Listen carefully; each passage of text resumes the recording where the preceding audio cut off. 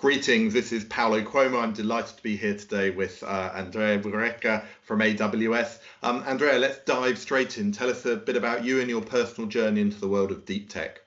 100%. Thank you very much, Paolo. Very glad to be here. My name is Andrea Bureca, and I'm leading the Gen AI and machine learning business for AWS in UK and Ireland.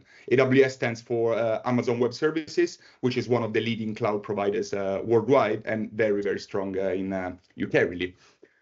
Regarding me and the world in deep tech, yeah, it's quite of a roller coaster, I guess. I did start my background is very much into economics and business management, but it's when I specialize with 2 masters in innovation entrepreneurship that I got closer to deep tech. In fact, my very first job was in a digital native startup, my own startup, and that's what sparked my interest in the space. But it's pretty much when I moved to Accenture and I started learning about cloud, DevOps, Agile, extended reality, Internet of Things, quantum computing, all these while leading major transformation like the one that recently got live for the Bank of England for RTGS. That's what sparked my passion, really. Always been fascinated by moving from 0 to 1 in groundbreaking tech. And that's where I built Innovaction for Accenture, a massive innovation program for 600 people that eventually got me a job in Automation Logic, then in version 1. And in version 1 was when essentially Gen AI, generative AI became a thing. And I had to build for them the Gen AI business from scratch. And that's what then brought me to AWS, leading the whole Gen AI and machine learning business for UK and Ireland. So yeah, that's my story in a very nutshell, and very passionate about the space. So that's fantastic, a huge amount. Now, you talk about getting from 0 to 1, so that's great. But at some point, one needs to go from a technical idea to something that generates value, that has commercial relevance, rather than just being intellectually and technically exciting. So, how does AWS approach that? What's the balance between clever tech and actually making money? Couldn't agree more with your point, in fairness. And yeah, that's probably why my background is a bit interesting, because I always come from the business side of things, and then I got really passionate in the world of tech. I think overall, if you double click on AWS specifically, and how do we ensure that there is value rather than just like some fancy technical things, I think our own nature, and is intertwined our very core values, is to be customer obsessed. So that means focus relentlessly on business outcome rather than technology. And we also have a supporting framework, our working backwards approach that is coming ever since like the times of Jeff Bezos, really, and is critical in any engagement. So we always start from the end vision that the customer wants to achieve, and then figuring out what's the technical enabler that will make it happen. And in the world of AI, this is extremely, extremely important, because what we're seeing is most of POCs are failing, the proof of concepts are failing, because there wasn't a business case after it, and there were just people like playing on a keyboard. I think what we do instead is like flipping the paradigm and putting like value at the very first, and even building a business case before building something. And we do this also in our own products that we ship to our customers, like even when we need to invent on behalf of our customers. And one good example is our own foundation models. For example, Amazon Nova, that is one of those that you can use like to use AI on a day in, day out basis. But what it does, and is proven, is that delivers 100% of what the customers are actually using today in terms of use cases, but just at 25% of the traditional cost. So that resembles exactly our approach to the market. Let's make it practical. Let's actually achieve value rather than just like fancy tech idea. And this applies across the whole stack of the tech, even the actual chips that power the artificial intelligence that people use on a daily basis. And we have our own custom that have been optimized for this. They are like half of the price, higher, lower latency, are exactly shaped and done for an enterprise target audience. So that makes it. And I guess, so we're telling a story here, and it'll be fantastic to come back in 10 years and see how it's played out. But the properly applied use of tech is going to make meaningful differences. And yes, lots of proof of concepts at the moment aren't being successful, but that percentage will improve, and we'll see real impact, supported by companies such as AWS over the next few years. Now, one of the questions we're constantly debating with then as individuals is, what does that mean for employees? What does that mean for talent? What does that mean for employers? And Yeah, I heard recently someone say that their HR department, any request that was put in for a new role, they had to answer a question in detail which said, how much of this role will AI be able to do in 3 to 5 years? Which is obviously impossible to answer, but it's a fascinating challenge back to the hiring manager. So, what are your views, I guess, sort of through both lenses, as a sort of economics and finance guy who's doing tech, but also as a supplier of solutions to your end customers about, whether the world is going to be upended in terms of the talent and how we're going to hire people differently, or do you think we're all just getting a little bit overexcited and this is just another tool like the calculator and the PC? $1 million question, I guess. Like I could talk for a week about this. This problem specifically is very complex, and no one has like the answer. If you see like Fabio Modei from Anthropic says like he's replacing every like white collar entry job, whereas someone else, like for example Mr.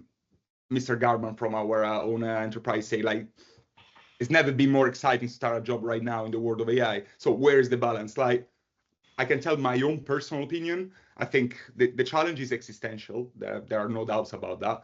And it's a fact that AI will surely replace some jobs in the long run. That's a fact, like any other technology did in the past, from like the advent of automation. But I think what I'm seeing with customers, and we're seeing like with, Trainline, TPI Cap, Legal & General, all in the UK, we're seeing that these projects are actually creating more jobs than how many it's replacing, because there are like a new wave of initiatives, new stuff that needs to be built, new initiatives that are supposed to be transformational for the enterprise. And so unlocking many, many opportunities. However, it's also true that about 50% of those new opportunities require AI literacy within 3 years. And companies are also willing to pay, I've read a stats about like 39% salary premium for AI skills. So what does it mean in practice?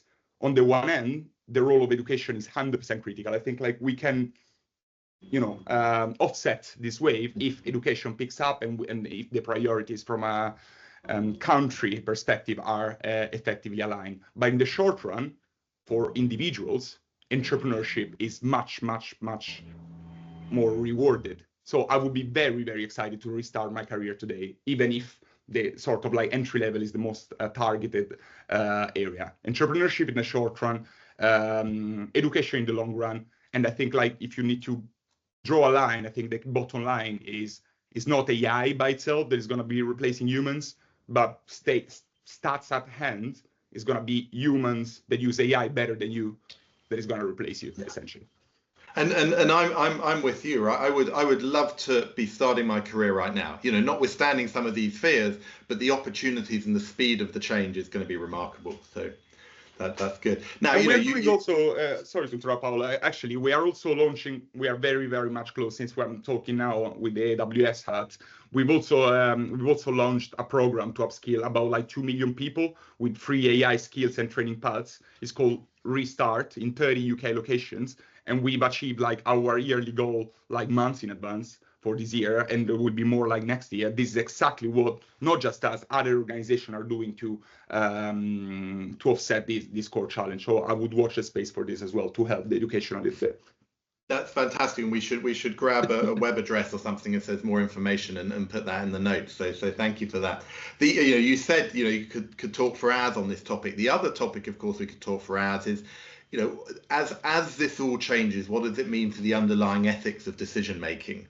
And we go from a very deterministic world where computers are incredibly useful, but essentially you can still control the rule set, to one where we're entrusting AI to reach outcomes and decisions, but we don't yet fully understand sort of how it behaves. And as someone was pointing out to me the other day, the reason most of us behave as adults is we spent our childhood being told what's right and wrong. And if you train up an AI machine over a few weeks, has it had that period to learn what's right and wrong? So without taking the talk about it for 2 hours view, what would be the 2-minute view of how we manage this increasing question around the ethics side? You're only giving me very, very tough questions, easy to be answered in 30 seconds, Paul. No, I think Yeah, again, it's another tough one, and I agree with you at the top line. As AI becomes more pervasive and becomes more important, ethical governance and the ability of trusting the tool that you're developing becomes paramount. Like, and there was there was a study from McKinsey that says like 77% of executives believe that actual benefits are only possible with a proper foundation of trust. So we all agree on the baseline. We all agree that needs to be trusted and whatnot. I think there are two levels. The first level is that ethics can't be an afterthought and must be embedded in each and every solution that you build. From the architecture perspective, there are different layers. I won't go technical, but you need to think from day one, essentially, from a trust and ethics perspective. And that's what we do within AWS as well. Our approach combines technical safeguards, guardrails, public model service cars to like check through that, and even the possibility of like using open weight models, which essentially means you can control each and every bits and pieces and see how the weights of the model are assigned. So you can actually trust it even more. So that is one part of it, making sure that what you're building is trustworthy and has also like the human within the loop to ensure that the outcomes are vetted by a human being. That's one level. But at the other level is also, again, a conversation about education. Like, this is a piece of technology which can be applied with certain use cases, but it's not like a patch that can be put on any single problem statement in the world. And it's in the nature of generative AI, the non-deterministic aspect. It's like our human brain. If I ask you the same question like 10 times, you would give me like 9, maybe 10 slightly different questions. The foundation is still there, but like will be slightly different. So I think you want to use such a tool, which is unbelievable, but to the right use cases where you're sort of like comfortable with this little different span. Otherwise, there are like different solutions, even sometimes cheaper, where you can automate and like provide the actual script. It's very, very deterministic. Makes sense. Perfect. Well, then, just to wrap up, then, so the City AI and Quantum Summit coming up soon. Let us know what you're most looking forward to about it. Look, in all fairness, I do like the no jargon theme and the idea that is a cross-sector innovation dialogue within the no jargon. That means that levels up each and every attendee, and you will have very, very illustrious and influential characters within the room, within the actual event, that are supposed to speak like the same language leveled up with non-jargon hashtag, let's say, which means that helps like convergency, converging like the financial services, public sector, deep tech leaders. And my hope is that there will be a sort of like grounding base to forge some form of like partnership and ultimately talk about and define Britain's competitive edge. I'm a taxpayer, I'm a citizen of Britain myself, so I need to understand what kind of like play we want to do within this and not be left apart. So I would love to check the overall pulse and overall the direction of travel and ambitions of all these different sectors within Britain and how we want to bring it to the next level.